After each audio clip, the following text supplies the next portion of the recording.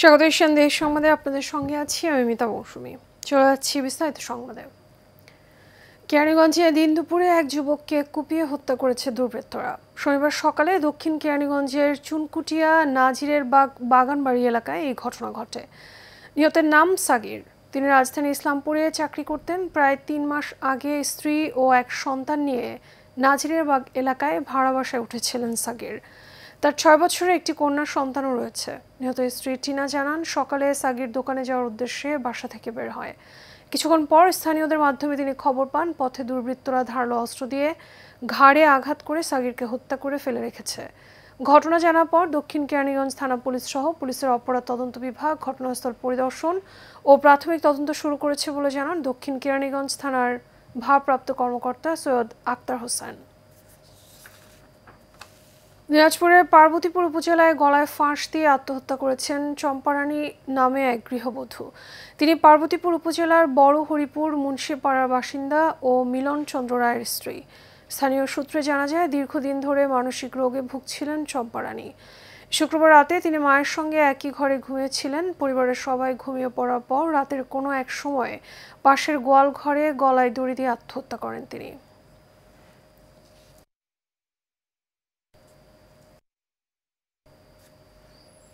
স্বৈরাচারের দোসর কেউ যেন বিএনপিতে সদস্য না হতে পারে, সেদিকে সবাইকে খেয়াল রাখার আহ্বান জানিয়েছেন বিএনপি চেয়ারপারসনের ব্যক্তিগত চিকিৎসক ডাক্তার এজেড.এম. জাহিদ।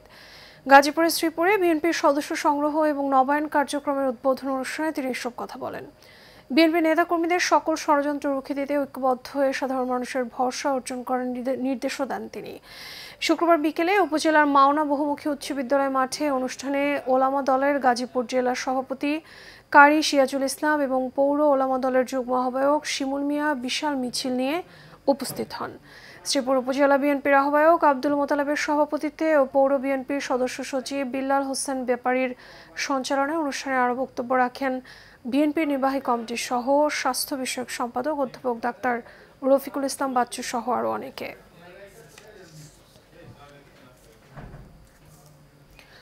জয়পুরহাট সদর উপজেলার বড় তাজপুর গ্রামে স্বামীর ধারালো অস্ত্রের আঘাতে স্ত্রী নিহত হয়েছেন। পারিবারিক কলহের জেরে স্বামী জহিরুদ্দিন তার স্ত্রী রোকেয়া বেগমকে রাতের কোনো এক সময় দা জাতীয় ধারালো অস্ত্র দিয়ে মাথায় আঘাত করলে ঘটনাস্থলেই রোকেয়া নিহত হন। ঘটনার সত্যতা নিশ্চিত করে এলাকাবাসীর বরাত দিয়ে জয়পুরহাট সদর থানার ওসি তাম্বিরুল ইসলাম জানান, জহির ও রোকেয়ার দাম্পত্য জীবন চলছিল নানা বিরোধের মধ্য দিয়ে। এরূপ পরিস্থিতিতে গতরাতে জহির তার স্ত্রীকে হত্যা করে বাড়ির টয়লেটের মধ্যে লুকিয়ে থাকেন।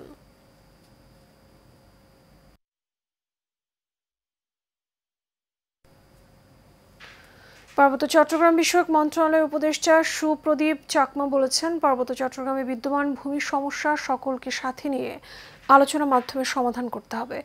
জেলা প্রশাসনের আয়োজনে সকালে জেলা প্রশাসক সম্মেলন কক্ষে ভূমি মন্ত্রণালয়ের ভূমি ব্যবস্থাপনা অটোমেশন প্রকল্পের আওতায় অংশীজনদের অংশগ্রহণে পার্বত্য জেলাসমূহের ভূমি ব্যবস্থাপনা ডিজিটালাইজেশন সংক্রান্ত কর্মশালায় প্রধান অতিথির বক্তব্যে তিনি এসব কথা বলেন।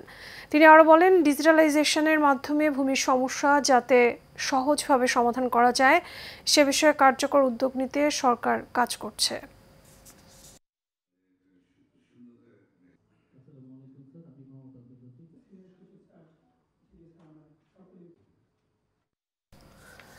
টাঙ্গাইল জেলা ট্রাক মালিক সমিতির কমিটি গঠন নিয়ে বিএনপির দুই পক্ষের মধ্যে দ্বন্দ্ব দেখা দিয়েছে। সম্প্রতি জেলা বিএনপির সাবেক দুই নেতাকে সভাপতি এবং সাধারণ সম্পাদক করে ৬৭ সদস্য বিশিষ্ট কমিটি ঘোষণা করা হয়। তবে সমিতির অপর অংশ এই কমিটিকে অগণতান্ত্রিক এবং পকেট কমিটি আখ্যা দিয়ে বাতিলের দাবি জানায়। শনিবার দুপুরে টাঙ্গাইল প্রেস ক্লাবের সংবাদ সম্মেলনে লিখিত বক্তব্য পাঠ করেন শাহ বিএনপির যুগ্ম সাধারণ সম্পাদক ও ট্রাক মালিক সমিতির সাবেক সাংগঠনিক সম্পাদক মোহাম্মদ সেলিম রেজা। তিনি অভিযোগ করেন, ২৪-এর ছাত্র জনতার গণ অভ্যুত্থানের পর সমিতির কার্যক্রম স্থবির হয়ে পড়ে। এ সময়ে প্রকৃত মালিকদের সমন্বয়ে সংগঠন পরিচালিত হলেও গত ৩ সেপ্টেম্বর একটি সভায় প্রকৃত মালিকবিহীন নতুন কমিটি ঘোষণা করা হয়। এতে কাজী শফিকুর রহমান লিটনকে সভাপতি এবং আশরাফ পাহিলিকে সাধারণ সম্পাদক করা হয়।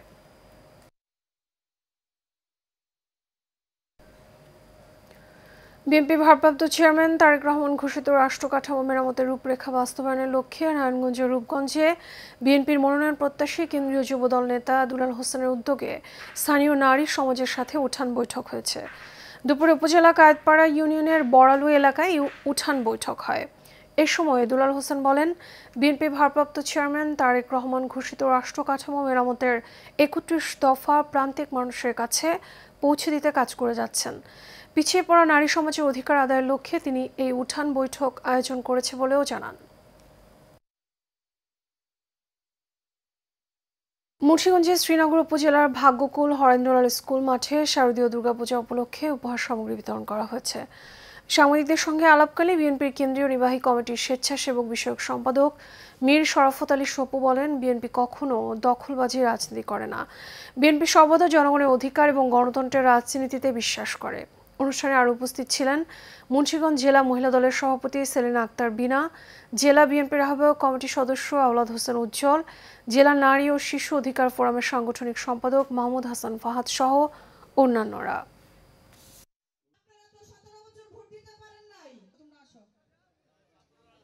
বিএনপি সবসময় মনে করে আমরা সবাই এই দেশের বাসিন্দা, আমরা সবাই হিন্দু মুসলমান ভাই ভাই, এই হিসাবে আমরা থাকতে চাই। আমাদের কাছে কোনো বিভেদ নাই, আমাদের কোনো দ্বন্দ্ব থাকবে না, আমরা সবাই এক কাতারে থাকবো, এটাই হোক আমাদের অঙ্গীকার। নরসিংদী ২ আসনে বিএনপি মনোনয়ন প্রত্যাশী সাবেক এমপি ও মন্ত্রী ডক্টর আব্দুল মঈন খানের নির্বাচনী পথসভা অনুষ্ঠিত হয়েছে। পলাশ উপজেলার গজারিয়া ইউনিয়নের ৯টি ওয়ার্ডে তিনি এ পথসভা করেন। এ সময় পথসভায় উপস্থিত ছিলেন পলাশ থানা বিএনপি সভাপতি আব্দুল সাত্তার, সাধারণ সম্পাদক সাইফুল ইসলাম, সিনিয়র যুগ্ম সাধারণ সম্পাদক বাহাউদ্দিন ভুঁইয়া মিল্টন সহ আরও অনেকে।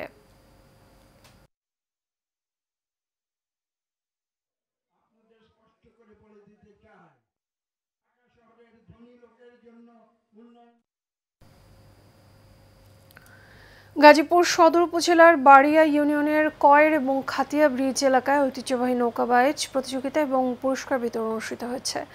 নৌকা বাইচের পাশাপাশি পথের উভয় পাশে বিভিন্ন প্রজাতির ১০০ ফলজ গাছের চারা রোপণ করা হয়। উদ্বোধক শহীদুল হক সোহেল এবং মাঝারুল হক কাজলের সভাপতিত্বে অনুষ্ঠানে প্রধান অতিথি ছিলেন গাজীপুর মহানগর স্বেচ্ছাসেবক দলের আহ্বায়ক শাহাদাত হোসেন শাহিন।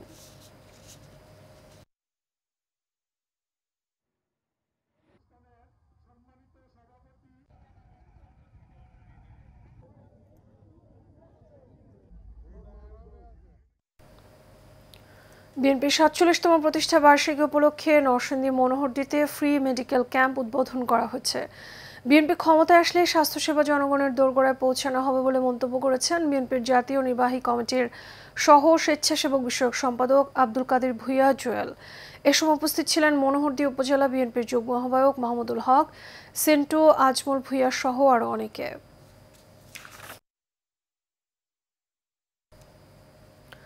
বগুড়ার শিবগঞ্জ উপজেলার কিচক ইউনিয়নের হরিপুর গ্রামে জোরপূর্বক জমি দখল এবং গাছ কেটে নেওয়ার অভিযোগ উঠেছে আমিনুল ইসলাম সহ ৫ থেকে ৬ জনের বিরুদ্ধে।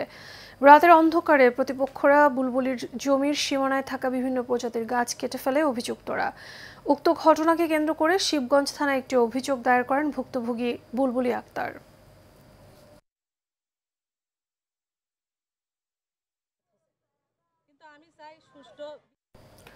বাংলাদেশ জাতীয়তাবাদী মহিলা দলের ৪৭তম প্রতিষ্ঠা বার্ষিকী উপলক্ষে কুমিল্লা উত্তর জেলা মহিলা দলের উদ্যোগে চান্দিনায় বর্ণাঢ্য শোভাযাত্রা এবং আলোচনা সভা অনুষ্ঠিত হয়েছে। কুমিল্লা উত্তর জেলা মহিলা দলের সভানেত্রী সুফিয়া বেগমের সভাপতিত্বে অনুষ্ঠানের প্রধান অতিথি ছিলেন বিএনপির কুমিল্লা বিভাগীয় সাংগঠনিক সম্পাদক অধ্যক্ষ সেলিম ভুঁইয়া। প্রধান বক্তা হিসেবে উপস্থিত ছিলেন বিএনপির কেন্দ্রীয় নির্বাহী কমিটির সদস্য ডক্টর খন্দকার মারুফ হোসেন। বিশেষ অতিথি হিসেবে উপস্থিত ছিলেন কুমিল্লা উত্তর জেলা বিএনপির আহ্বায়ক আখতারুজ্জামান সরকার, সদস্য সচিব AFM তারেক মুন্সি, জেলা যুগ্ম আহ্বায়ক আতিকুল আলম শাওন সহ দলের অন্যান্য নেতৃবৃন্দ। কিশোরগঞ্জের তাড়াইলে মাদক, ঘুষ, দুর্নীতি এবং বাল্যবিবাহের বিরুদ্ধে জনসচেতনতামূলক মানববন্ধন কর্মসূচি অনুষ্ঠিত হয়েছে। কিশোরগঞ্জের তাড়াইল উপজেলার দামিহা ইউনিয়নের কাজলা গ্রামে স্কুল শিক্ষক এবং ছাত্রছাত্রী সহ প্রায় ৫ শতাধিক নারী, পুরুষ, শিশু কিশোরদের অংশগ্রহণে সচেতন নাগরিক সমাজের উদ্যোগে এই মানববন্ধন কর্মসূচি অনুষ্ঠিত হয়। মানববন্ধনে উপস্থিত ছিলেন আনোয়ারপুর সরকারি প্রাথমিক বিদ্যালয়ের প্রধান শিক্ষক মোজাহিদুর রহমান আমির, নেয়ামতপুর স্কুল অ্যান্ড কলেজের সিনিয়র সহকারী শিক্ষক কামাল উদ্দিন, সচেতন নাগরিক সমাজের সভাপতি শফিউল আলম মিরাজ, সাধারণ সম্পাদক মাহবুবুল আলম তালুকদার, বীর মুক্তিযোদ্ধা রহিম উদ্দিন ভূঁইয়া, অ্যাডভোকেট মাহফুজুল হক সহ বিভিন্ন স্কুলের শিক্ষক এবং ছাত্রছাত্রী সহ প্রায় 5 শতাধিক এলাকাবাসী।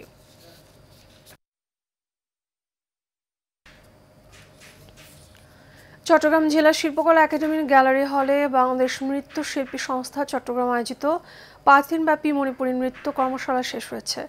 নৃত্য প্রশিক্ষক হিসেবে উপস্থিত ছিলেন ঢাকা বিশ্ববিদ্যালয়ের নৃত্য কলা বিভাগের সহকারী অধ্যাপক ওয়ার্দা রিহাব। শেষ দিনে অংশগ্রহণকারী সকল নৃত্য শিল্পীদের মাঝে সম্মাননাপত্র প্রদান করা হয়। এ সময় আর উপস্থিত ছিলেন নৃত্যশিল্পী সংস্থা চট্টগ্রামের উপদেষ্টা আদিল হোসেন, সভাপতি শারমিন হোসেন, সাধারণ সম্পাদক সঞ্চিতা দত্ত সহ অন্যান্যরা।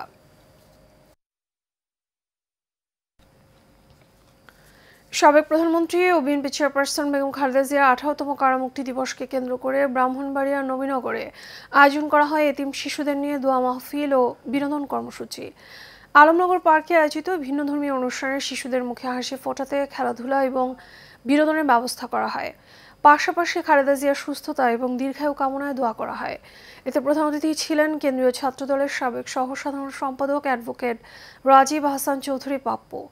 অনুষ্ঠানে আরও উপস্থিত ছিলেন নবীনগর পৌর যুবদলের সদস্য সচিব ইমাম হোসেন অনিক, পৌর স্বেচ্ছাসেবক দলের সিনিয়র যুগ্ম আহ্বায়ক আলমিন মোল্লা সহ আরও অনেকে। চট্টগ্রাম রাউজান গহিরা কলেজ ছাত্রদলের সাবেক সভাপতি জুয়েল চৌধুরীর মাতা জাহারা বেগমের প্রথম মৃত্যুবার্ষিকী উপলক্ষে মরহুমার মাগফিরাত কামনায় কবর জিয়ারত, খতমে কোরআন, দোয়া মাহফিল এবং মেজবানের আয়োজন করা হয়েছে।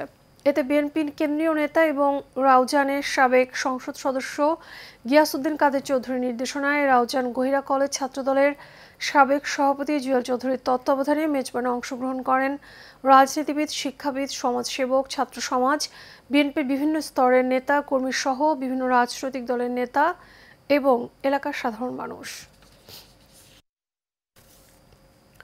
বাংলাদেশ জাতীয়তাবাদী মহিলা শ্রমিক দল সদরঘাট থানা চট্টগ্রাম মহানগর কমিটির সম্মেলন 2025 অনুষ্ঠিত হয়েছে। সদরঘাট থানা শ্রমিক দলের অস্থায়ী কার্যালয়ে এই সম্মেলন অনুষ্ঠিত হয়।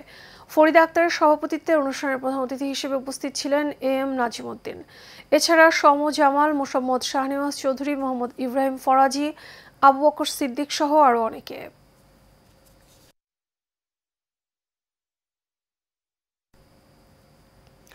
ময়মনসিংহের গফরগাঁও উপজেলার পাগলা থানা মশাখালী ইউনিয়নের 2 নম্বর ওয়ার্ড পাগলাপাড়ায় চাঁদা না দেওয়ায় এক পরিবারের বাড়ি ঘরে হামলা এবং ভাঙচুরের অভিযোগ উঠেছে।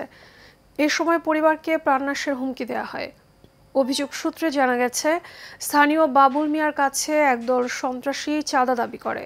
বাবুল মিয়া চাঁদা দিতে অস্বীকার করলে সন্ত্রাসীরা তার বাড়ির গাছপালা কেটে ফেলে, ঘরে হামলা চালায় এবং তার ছেলে রাফিকে প্রাণনাশের হুমকি দেয়। এই ঘটনায় পাশের বাড়ির শান্ত ও আপন মিয়া বাবুল মিয়াকে ভয়ভীতি প্রদর্শন করেন। তাও দেখছি কিছু ফুলাবানের আর কিছু ফুলাবান লাইট লইয়া খালি বলতাছে এর ধরে লইয়া রানী সুলতান শিমু সুরমা তারা বকাবকি করছে, বলছে বিল্ডিং করছস, আমাদের চাঁদা দিতে হবে 50,000 টাকা, চাঁদা দিলে এখানে থাকতে পারবি না, থাকতে পারবি না। চাঁদা দেওয়া না কারণে আবার রাত্রে এই গেট কুবাইছে, আমরা শব্দ পাইছি, শুনছি আপনার রাও আর শান্তর রাও আর বিভিন্ন রাও শোনা গেছে, ওদেরকে চিনতে পারছি না।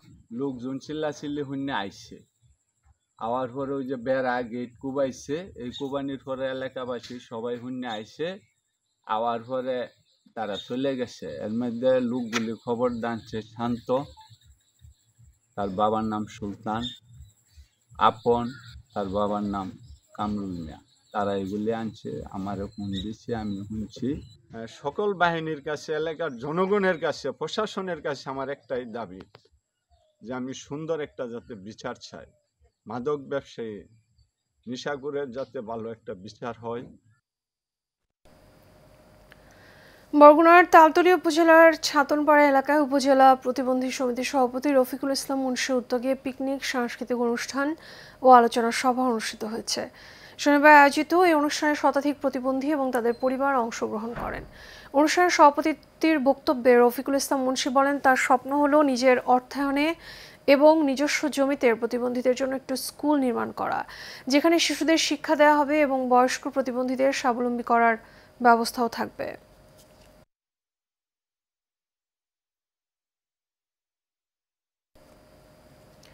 শরীয়তপুরের নড়িয়ায় বিএনপির প্রতিষ্ঠা বার্ষিকী উপলক্ষে টাঙানো বাংলাদেশ জাতীয়তাবাদী মৎস্যজীবী দল শরীয়তপুর জেলা আহ্বায়ক হাজী খোকন ব্যাপারী ব্যানার ও ফেস্টুন রাতের আধারে ছিঁড়ে ফেলার অভিযোগ উঠেছে।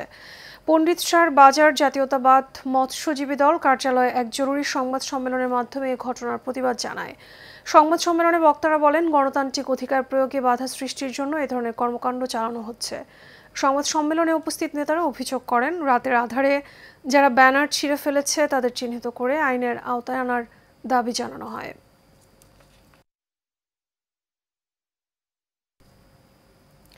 এশিয়ান দেশ সংবাদ এ পর্যন্তই। আমাদের পরবর্তী সংবাদ দেখার আমন্ত্রণ রইল।